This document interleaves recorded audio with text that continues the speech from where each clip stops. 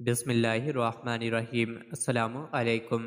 روزانہ واقعات سننے کے لیے اس چینل کو سبسکرائب کریں۔ عمیر بن وہب خود تو میدان بدر سے جان بچا کر واپس لوٹ آئے، لیکن ان کے بیٹے کو مسلمانوں نے گرفتار کر لیا۔ عمیر کو اس بات کا اندیشہ تھا کہ مسلمان اس کے نوجوان بیٹے کو باپ کے جرم کی پاداش میں سخت ترین سزا دیں گے، کیونکہ اس کا باپ رسول اکرم صلی اللہ علیہ وآلہ وسلم اور آپ کے صحابہ کرام رضی اللہ عنہم کو دردناک تکالیف پہنچاتا رہا ہے۔ ایک دن صبح کے وقت عمیر مسجد حرام میں طواف کعبہ اور بطان حرم سے برکت حاصل کرنے کے لیے آیا۔ وہاں کیا دیکھتا ہے کہ صفوان بن امیہ حتیم کی ایک جانب بیٹھا ہوا ہے۔ اس کے پاس آ کر کہنے لگا، آقائے قریش صبح بخیر۔ صفوان نے بھی جواباً کہا، عمیر صبح بخیر، آئیں بیٹھ کر کچھ باتیں کریں، آپس میں باتیں کرنے سے وقت خوب گزرے گا۔ عمیر صفوان بن امیہ کے بالکل سامنے بیٹھ گیا۔ دونوں آپس میں معرکہ بدر اور اس میں ہونے والے عظیم نقصانات یاد کرنے لگے اور ان قیدیوں کے نام شمار کرنے لگے جنہیں مجاہدین اسلام نے گرفتار کر لیا تھا، اور وہ سرداران قریش کو یاد کر کے آنسو بہانے لگے جن کی گردنیں مسلمانوں کی تلواروں نے اڑا دی تھیں اور کلیب کنویں میں ان کی لاشوں کو پھینک دیا تھا۔ صفوان بن امیہ نے ایک لمبی سانس لی اور کہا، باخدا اب ان کے بعد زندہ رہنے میں کوئی مزہ نہیں۔ عمیر نے کہا، باخدا آپ نے بالکل سچ کہا۔ پھر تھوڑی دیر خاموش رہا، پھر کہنے لگا، رب کعبہ کی قسم، اگر میں مکروز اور عیالدار نہ ہوتا تو محمد صلی اللہ علیہ وسلم کو معاذ اللہ ابھی جا کر قتل کر دیتا۔ پھر آہستہ سے کہنے لگا، میرا بیٹا چونکہ ان کے قبضے میں ہے اس لیے میرا وہاں جانا چند شبہات پیدا نہیں کرے گا، کیونکہ قیدیوں کے ورثاء کی مدینہ منورہ میں آمد و رفت کا سلسلہ جاری ہے۔ صفوان بن امیہ نے عمیر بن وہب کی اس بات کو غنیمت سمجھا اور سوچا کہ یہ موقع ہاتھ سے نہ جانے دیا جائے۔ اس کی طرف ہمدن متوجہ ہو کر کہنے لگا، عمیر تم اس بات کی پرواہ نہ کرو، تیرا جتنا بھی قرض ہے میں خود ادا کروں گا، میں تیرے اہل و عیال کی ذمہ داری بھی قبول کرتا ہوں، میرے پاس اتنا وافر مال ہے جس سے ان کی زندگی خوشگوار گزرے گی۔ یہ پیشکش سن کر عمیر بولے، اس بات کو صیغہ راز میں رکھیں اور کسی کو نہ بتائیں۔ صفوان نے کہا، تم بھی یہ بات کسی کو نہ بتانا۔ عمیر بن وہب جب مسجد حرام سے اٹھا تو اس وقت حضرت محمد صلی اللہ علیہ وآلہ وسلم کے خلاف غیظ و غضب کی آگ اس کے سینے میں شعلہ فگن تھی۔ اپنے اس ارادے کی تکمیل کے لیے اس نے تیاری شروع کر دی۔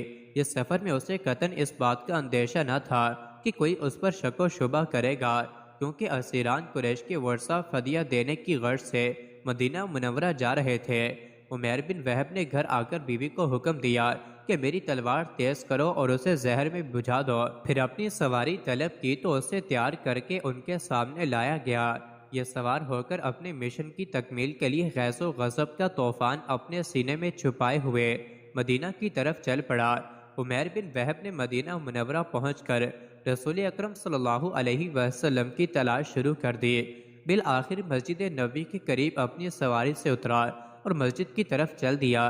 حضرت عمر فاروق رضی اللہ عنہ چند صحابہ کرام رضی اللہ عنہم کے ساتھ مسجد کے دروازے کے قریب بیٹھے ہوئے آپس میں جنگ بدر میں قتل ہونے والے اور گرفتار ہونے والے قریشیوں کے متعلق گفتگو فرما رہے تھے، اور وہ اس منظر کو بھی یاد کر رہے تھے کہ جو اللہ تعالیٰ کے فضل و کرم سے مہاجرین و انصار نے میدان بدر میں جوان مردی کے جوہر دکھائے اور اللہ تعالیٰ نے ان کی مدد فرما کر انہیں عزت بخشی اور ان کے دشمن کو تباہ و برباد اور ذلیل و رسوا کیا۔ حضرت عمر رضی اللہ عنہ نے عمیر بن وہب کو دیکھا کہ وہ اپنی سواری سے اتر کے گلے میں تلوار لٹکائے مسجد کی طرف چلا آ رہا ہے۔ یہ گھبرا کر اٹھے اور فرمایا، ارے یہ کمینہ دشمن خدا عمیر بن وہب ہے، اللہ کی قسم یہ کسی برے ارادے سے آیا ہے، اس نے مکہ میں مشرکین کو ہمارے خلاف بھڑکایا تھا، بدر سے پہلے یہ ہمارے خلاف جاسوسی کرتا رہا ہے۔ پھر اپنے ساتھیوں سے فرمایا، فوراً اٹھو اور رسول اللہ صلی اللہ علیہ وسلم کے ارد گرد گھیرا بنا لو اور ہوشیار رہو کہ کہیں یہ مکار دھوکہ نہ دے جائے۔ یہ کہہ کر حضرت عمر رضی اللہ عنہ فوراً نبی کریم صلی اللہ علیہ وآلہ وسلم کے پاس پہنچے اور عرض کی، یا رسول اللہ صلی اللہ علیہ وآلہ وسلم، یہ دشمن خدا عمیر بن وہب گلے میں تلوار لٹکائے آپ کی طرف آ رہا ہے، میرے خیال میں اس کا ارادہ اچھا نہیں، یہ کسی شرارت کی غرض سے آیا ہے۔ نبی کریم صلی اللہ علیہ وآلہ وسلم نے فرمایا، اسے میرے پاس لے آؤ۔ حضرت عمر رضی اللہ عنہ نے بڑی چابک دستی سے تلوار کا پلٹا اس کی گردن میں ڈال کر فوراً اسے قابو کر لیا اور رسول اکرم صلی اللہ علیہ وسلم کی خدمت میں پیش کر دیا۔ نبی اکرم صلی اللہ علیہ وآلہ وسلم نے جب اسے اس حالت میں دیکھا تو حضرت عمر رضی اللہ عنہ سے فرمایا کہ اسے چھوڑ دو، تو انہوں نے چھوڑ دیا۔ پھر آپ نے فرمایا عمر ذرا پیچھے ہٹ جاؤ، وہ تھوڑا سا پیچھے ہٹ گئے۔ پھر عمیر بن وہب کی طرف متوجہ ہو کر فرمایا عمیر قریب آ جاؤ۔ وہ قریب ہو گیا اور عرض کی صبح بخیر۔ یہ زمانہ جاہلیت میں عربوں کا سلام تھا۔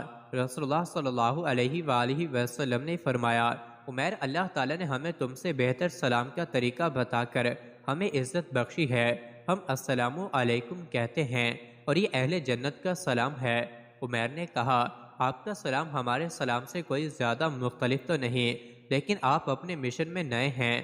رسول اللہ صلی اللہ علیہ وسلم نے ارشاد فرمایا عمیر کیسے آئے ہو؟ عرض کی میں اپنا قیدی چھڑانے آیا ہوں جو آپ کے قبضے میں ہے، برائے مہربانی اسے چھوڑ کر مجھ پر احسان فرمائیں۔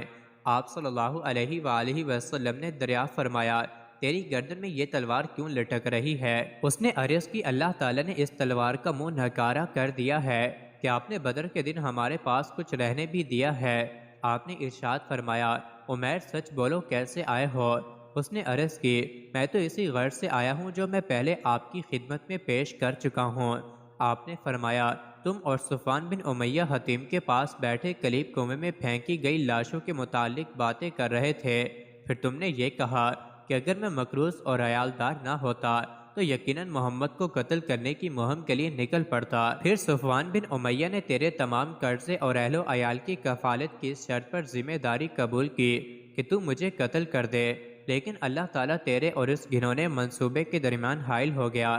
عمیر یہ سن کر ششدر رہ گیا۔ پھر تھوڑی دیر سوچنے کے بعد پکار اٹھا میں گواہی دیتا ہوں کہ آپ اللہ کے رسول ہیں۔